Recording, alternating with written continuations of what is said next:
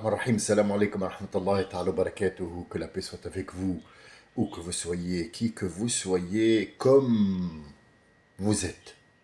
J'espère que la quiétude, un jour, remplacera toute cette tristesse qui remplit le monde et remplira votre vie de bonheur et de goût pour cette vie qui nous a été donnée en cadeau. Je fais appel à votre don, à votre générosité. Je fais appel à votre humanité surtout. Je sais que vous êtes remplis d'humanité, de bonté, de générosité. Nous avons notre sœur Marine qui est dans un pétrin pas possible et qui a rassemblé dimanche ses partisans qui étaient un nombre incalculable, je pense 2000, à la place Vauban. Et donc, oui, 1000, qui font à peu près 75 millions, et qui a fait une très grande pancarte, appel aux dons. Et son beau-frère a vendu des casquettes à 15 euros pour payer les avocats, pour encore voler. Donc, si vous êtes humain et que vous ressentez la douleur qu'elle ressent, je suis là, je rassemble l'argent pour lui donner. Donc moi, j'ai des vieux vêtements que je vais faire un vide-grenier pour aider Marine à sortir de ce cap. Et j'espère qu'elle reviendra en pleine forme pour pouvoir pratiquer le vol comme il se doit. C'est malheureux. Croyez-moi, croyez-moi, quand je vois ça, je vais vous le dire, mais je vous en prie, ne me jugez pas. C'est ironique hein, ce que je viens de dire là. Effectivement, vous avez bien compris que c'est ironique, mais quand je vois ça, quand j'entends ça, ça me désole quelque part. Ça me désole parce que c'est pas le fait qu'il y a quelqu'un qui a volé ou ils sont tous volés, ils ont tous joué dans les trucs. Moi, je me rappelle quand j'étais jeune, j'allais dans le pays, on me disait attention, faut pas dire ça, faut pas dire ça, ne regarde pas quand tu vois un policier, baisse les yeux. Je comprenais pas qu'est-ce que ce pays de mon père, qu'est-ce que c'est quoi cette histoire-là? En fait, un dictateur, et puis après, on se retrouve avec une grosse bibliothèque. Je ne sais pas si vous avez vu les images de 2010, quand soi-disant le printemps arabe, c'est un mot bidouillé de toute pièce, qu'on a ouvert les murs qui étaient soi-disant une bibliothèque, et c'était vraiment une bibliothèque d'argent liquide de toutes les devises du monde. Rien ne me choque plus. Mais disons que là, on a atteint un sommet où il est très très dur de descendre. À moins de faire une chute libre après, il n'y a pas de descente possible. Prise la main dans le sac, voler depuis 20 ans de l'argent, et puis après faire une collecte aux dents et vendre des casquettes à 15 euros. Vous vous rendez compte, même une casquette, je ne dis pas le nom, la publicité, tout le monde la connaît, une casquette qui est vraie de vrai, que les gamins s'arrachent, on peut l'avoir à 10 euros. Acheter du casquette, libérer, aider Marine, c'est... il n'y a plus de demi-poids, de mesure ou de poids. Ça y est, c'est fini, on est sorti. On est dans ce que notre prophète a dit, le reste. C'est ce qui reste en fait. Ce qui reste, c'est des miettes. Avant-hier, je suppose, j'ai reçu un commentaire qui m'a fait rire. Alors, au début, je voulais le remettre en place. Mais comme j'ai vu que c'était pareil, Je dirais que, bon, il s'appelle Rebah ou Ada ou Rebah ou je sais pas quoi. Bon, bref, c'est pas ça le problème. J'avais dit que l'entraide entre nous était possible, que chacun des 66 millions, c'est un exemple, une façon de parler. 70 millions, 66 millions de personnes, si chacun donnait un centime, chacun aurait 66 millions, et puis pourrait, tatatita, dans l'histoire, dans la parabole. Donc il m'écrit, sans bonjour, sans rien, 66 millions de centimes est égal 660 000 euros. Et franchement, tu aurais pu assister avec eux. Bon. Mais dites-moi, qu'est-ce que vous voulez que je dise quoi? Franchement, est-ce que ça vaut le coup de parler là? Le gars, il a pas écouté et pas entendu. Il a juste compté. C'est horrible quand tu as des gens qui sont en face de toi, à qui tu donnes des sentiments qui sont des sentiments. Les sentiments, il y a jamais de mauvais sentiments. Les mauvais sentiments, généralement, ils sont suivis de mauvais actes. Et c'est pas un sentiment, on n'appelle pas ça un sentiment, on appelle ça une ruse. Une ruse, comme celle dont je vous ai parlé maintenant. C'est la ruse, c'est la diabolisation de ce parti, la diabolisation de cette dame-là. C'est pas la dédiabolisation, non, non, c'est la diabolisation. C'est pas la dédiabolisation, dire voilà, non, c'est pas elle, le diable, c'est lui. Non, non, non, non, la main dans le sac. Et donc là, il va te taper avec un couteau parce que tu l'as découvert. Hein. Il y a un autre qui a fait aussi une connerie. Euh, je ne sais pas si vous vous rendez compte, mais je saute sur l'affaire parce que ils croient avoir fait quelque chose de bien, mais quand on y réfléchit, à tête reposée, quelque chose que je connais très bien, euh, elle n'est pas aussi bonne que ça. Vous allez comprendre. Je vais vous dire, je vais vous la décortiquer. Comme on décortique un verset ou une idée, ça aussi, ça fait partie. Ça fait partie. On va pas s'attarder sur Le Pen, Rotaillou. Ils sont clairs. Leur jeu, il est clair, net. On sait très bien ce qu'ils font. Bon, les gens, ils sont cons, ils suivent. Malheureusement, cette fois, il n'y a eu que 1000 personnes qui sont apparues chez la marine, mais c'est pas ça. De 11 millions, ils sont descendus à 1000. On a bien compris elle était morte, mais c'est pas ça le problème. Il y a d'autres problèmes qui sont plus graves que ça. Une personne qui est connue dans la radio et qui vient à la télé pour vendre son livre, parler de sa maladie,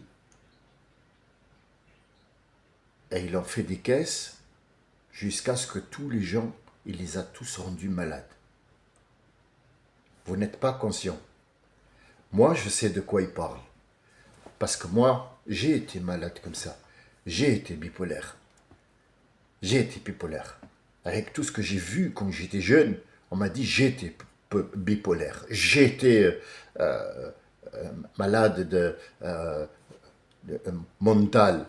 Et en fait, j'étais pas malade mental, j'acceptais pas tous ces mensonges et toutes ces conneries, je l'acceptais pas. Donc on m'a trouvé un nom, on m'a mis dans un carré, on m'a mis dans un petit carré. Et on m'a dit, tu dois rester là, toi, tu es un malade mental.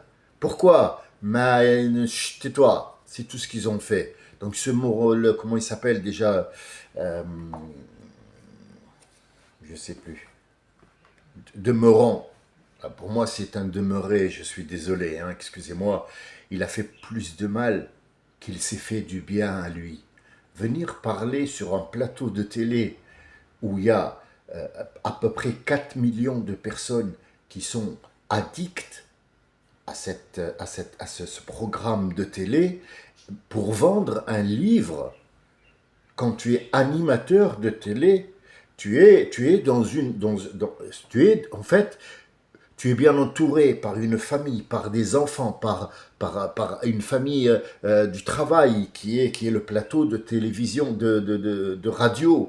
Tu es quelqu'un qui a de l'argent, qui a de quoi financer cette maladie, qui a, qui a le pouvoir d'écrire, de vivre, de se déplacer. Quelqu'un de connu, tu connais du monde, tu connais des stars, tu connais des hommes politiques. C'est-à-dire tu es à l'abri. Tu es à l'abri. Tu peux te permettre de parler de ça. Mais celui qui n'a pas d'abri, celui qui est pauvre, celui qui est malade et qui n'a pas de quoi les moyens pour être entouré, même si le psychiatre est remboursé par la sécurité sociale pour beaucoup de gens, il n'a pas cette couverture que tu as, toi. Pourquoi tu viens et tu lui enlèves ce rideau? C'est comme si c'était quelqu'un qui était caché. Ce qu'il dit effectivement, c'est une vérité. Je l'ai vu de mes propres yeux et je l'ai vécu. C'est quelqu'un qui se cache parce qu'on a mal partout, parce qu'on est malade. C'est pour les autres, on est malade. Pour nous, on n'est pas malade, on n'accepte pas ça. On a eu un choc quand on était petit, peu importe le choc ce que c'est, du plus grave au moindre, mais c'est des chocs. Il y a des gens qui ont perdu le grand-père, puis après le père, puis après la maman, puis après le sœur, puis après un frère, et puis après il a perdu son travail. Comment vous voulez qu'il soit normal, cette personne? Et et lui, il se cache derrière des cachets ou il se cache derrière un alcool. La plupart des gens qui sont alcooliques, ils ne le sont pas parce qu'ils veulent devenir alcooliques. C'est l'État qui les a mis dans cet état-là. Bah oui, tu lui ouvres un des bars, tu lui mets de l'alcool partout, et tu lui dis attention, l'alcool, il est mauvais pour la santé. Tu dis, il faut prévenir, comme dit Fabrice Eboué dans un de ses sketchs, euh, il dit j'ai toute la collection des photos sur les paquets de cigarettes. Et pourquoi on ne met pas quelqu'un qui a la gorge ouverte chez le tabagiste, par exemple? C'est bien? Non, non, parce que c'est un commerce en fait. C'est un commerce. Le commerce fait qu'il y a des dommages collatéraux. Et ces dommages collatéraux, ce sont les humains, bien sûr, parce qu'on doit vendre. Je reviens toujours, je dis, j'ai honte quand je vous dis, je vais mettre les descriptions, je l'ai mise juste pour vous montrer, mais il y a sur TikTok, enfin, je suis allé voir le site, parce que, enfin, ce sont des gens qui prennent des petites, on n'appelle pas des spots, ou un truc, des spoils, ou je sais pas quoi, de 60 secondes pour les mettre sur TikTok, mais quand tu vas à la source pour voir, c'est un défilé effectivement qui se fait, pas ici en Amérique, et dans d'autres pays aussi, hein. La France y a pris goût aussi. Elle peut pas le faire, bien sûr, libre comme ça, parce qu'en fait, elle a déjà le Fashion Week.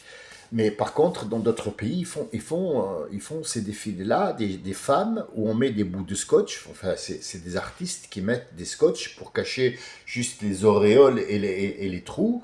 Et donc, on a regardez les mots, ils sont violents, hein, les mots que je vais utiliser. On a une femelle et des gens qui regardent et qui enchérissent quelle est celle qui a les plus belles fesses, celle qui a les plus beaux seins, le plus beau corps avec du scotch. C'est lamentable. On arrive à un point où c'est pas que la politique qui est idiote. C'est pas que... je vais vous donner autre chose, regardez. On ne fait que discuter. Croyez-moi, je vous apprends rien. Ces genres de choses-là, vous les vivez. Et donc, j'ai beaucoup de haine. Mais c'est pas vraiment de la haine, parce que ça me ressemble pas à la haine. J'ai plutôt... ça me désole d'entendre ça. Une voleuse qui fait une collecte de fonds et qui vend des casquettes pour vendre... un connard qui est en train d'écrire les chiffres que je prononce, puis moi je lui apprends comment...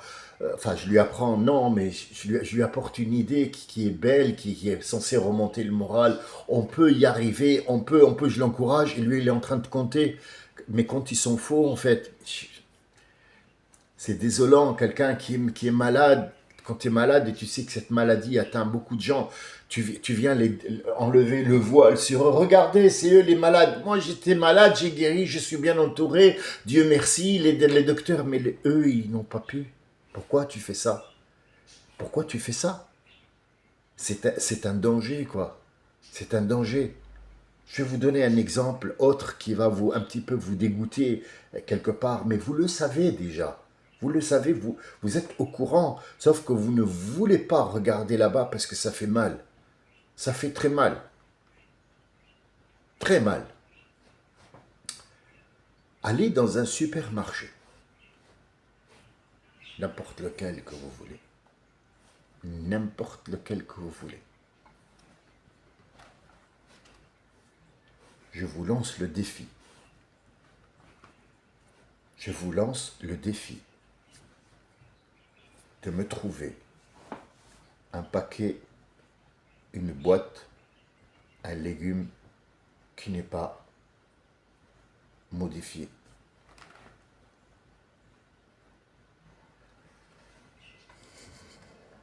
Prenez un caddie, allons-y tous. Prenons un paquet de pâtes, un paquet de riz, des conserves, de l'eau, des légumes, des fromages, tout ce que vous voulez, tout ce que vous voulez. Mis à part 2-3 articles qui vraiment restent. Bouf. Voilà, et maintenant ces articles-là ont disparu. Il y a eu un remplacement.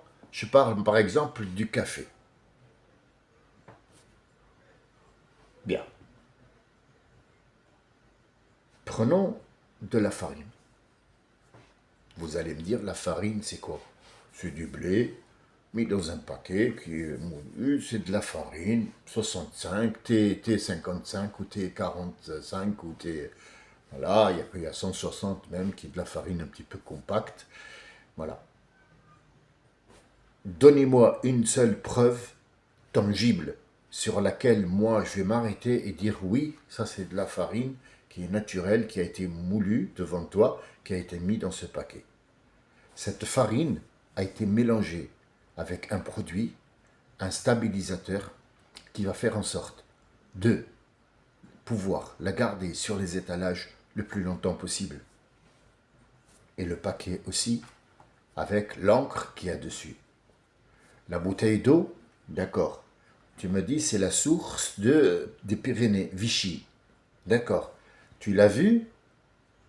Il y a une source là-bas où on est allé mettre un tuyau et on a pris l'eau. T'es sûr? T'es sûr? Parce que moi je te dis, moi je t'emmène dans des trucs d'eau qui fabriquent l'eau et il n'y a pas de Pyrénées qui tiennent. L'eau c'est la même. C'est la même eau. Bah ça dépend des endroits bien sûr. On lui rajoute les sels minéraux et quand elle est mise en bouteille plastique, à fur et à mesure qu'elle est là, bon l'eau ne reste pas longtemps, mais à fur et à mesure que l'eau reste dans la bouteille en plastique, à fur et à mesure que les molécules de plastique passent dans l'eau et on les boit. Heureusement c'est infime, sinon on serait mort depuis longtemps. Donnez-moi une seule bonne chose dans une conserve. Les produits de nettoyage, les produits de beauté, le savon, tout ça, donnez-moi un seul produit naturel. Rien. Les légumes d'Espagne. Est-ce que vous êtes allé sur Google Maps? Parce que là, je vais vous dégoûter. Hein. Moi, je suis allé en Espagne quand j'étais jeune. J'étais jeune. Moi, en fait, mon histoire, elle n'est pas aussi compliquée que ça. Mais quand on revoit le chemin que j'ai fait, c'est... j'ai jamais été délinquant ou j'ai jamais habité dans une cité. Mon père, quand on était tout jeune, il nous envoyait en Tunisie pour ne pas rester dans la cité. Mais il a fait tout son possible pour que nous n'habitions pas dans une cité. Et c'est ce que j'ai fait à mon tour. Mais avant de m'installer, j'ai fait le tour du monde. Je suis allé dans n'importe où, j'ai travaillé dans les vendanges, j'ai été vendeur, j'ai été serveur, j'ai fait de la planche pour pouvoir financer mon voyage, j'ai vendu des tableaux, tout ça suivant le rêve d'être un dessinateur. Malheureusement, la vie fait en sorte que tu iras au chemin que tu as choisi avant la naissance et non pas après.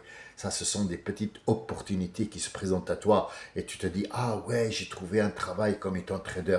C'est juste un passage. Tu es dans un site éjectable, le lendemain, tu te trouves à la tête d'une entreprise de peinture. Ah, il est passé de trader à la peinture. Oui, parce que le trader, c'était juste un passage, c'est tout. Il fallait qu'il apprenne ou qu'il apporte quelque chose pour quelqu'un. Subhanallah, la vie, elle est en fait faite de tissage. De tissage. Et c'est là que je voulais en venir. Tissage. Retenez bien ce tissage. Donc, je suis allé en Espagne. J'ai vu comment les légumes qui sont dans les supermarchés,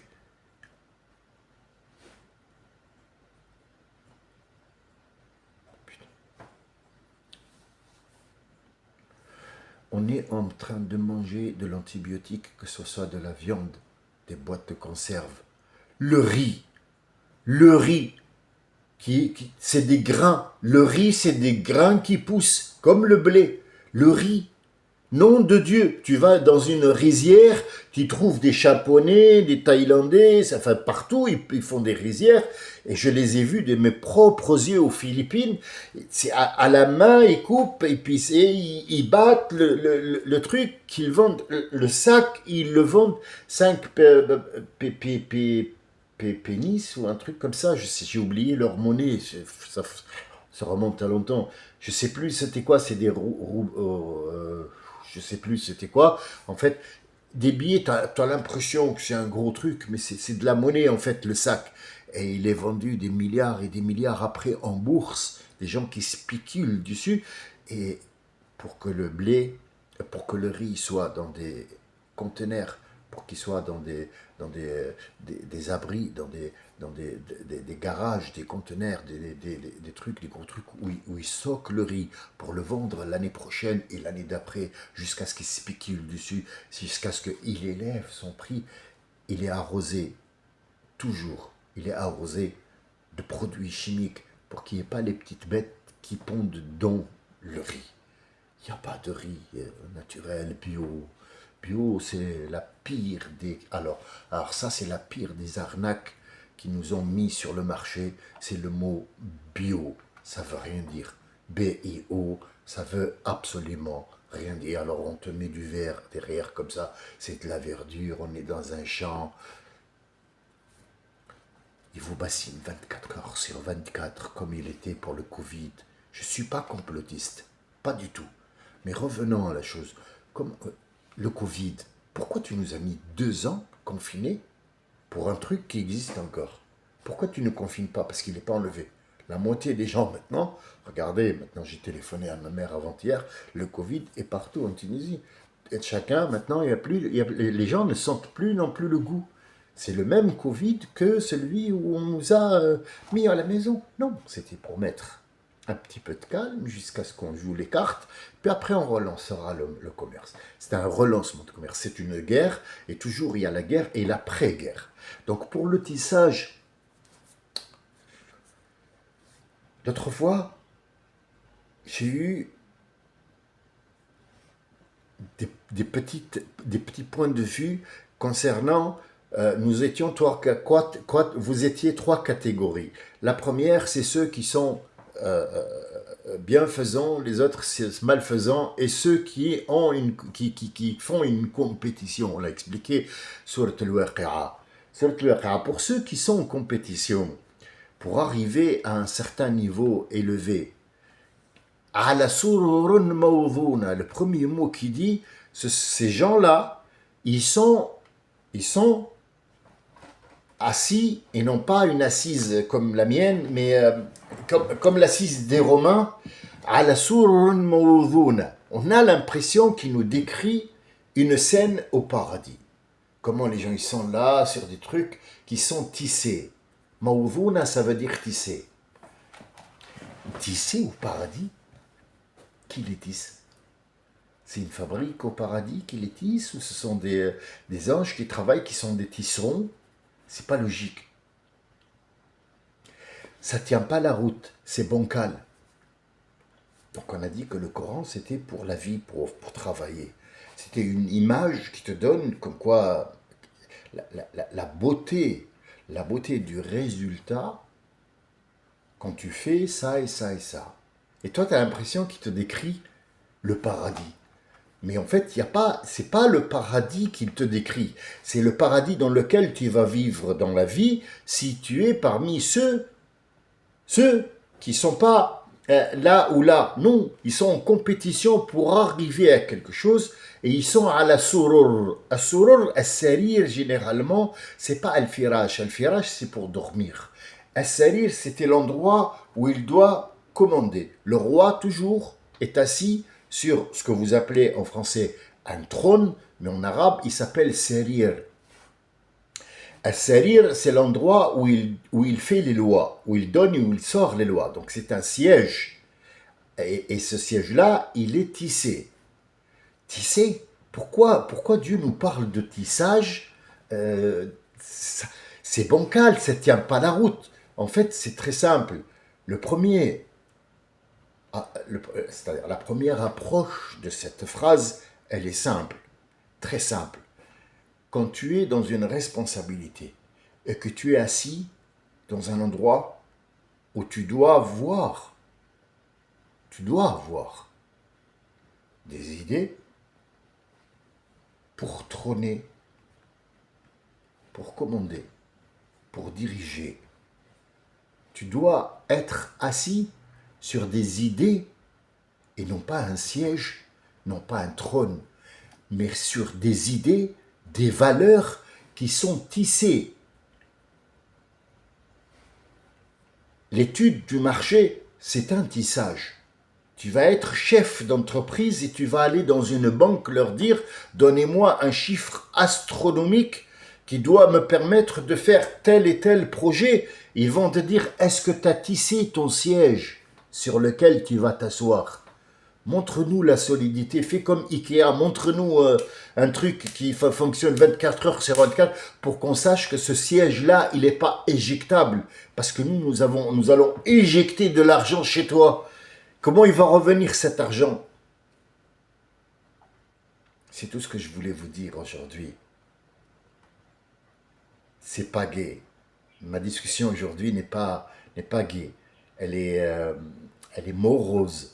Mais j'espère que ce n'est pas contagieux. Je ne vous ai pas contaminé par cette déprime. Je vous remercie de votre écoute et à bon entendeur, ce que je dis est plein de sens. Ce que je dis, c'est ironique, mais ça veut dire beaucoup de choses que je n'ai pas eu le temps, malheureusement, de développer. Je sais que vous êtes assez intelligent pour comprendre là où je veux en venir. Je vous en remercie. Je vous remercie pour votre écoute, pour votre suivi. Et surtout, tenez bon. Ce n'est qu'un passage. Parfois, on est comme ça, on est un petit peu démoralisé, mais à un certain moment, tout revient à l'ordre.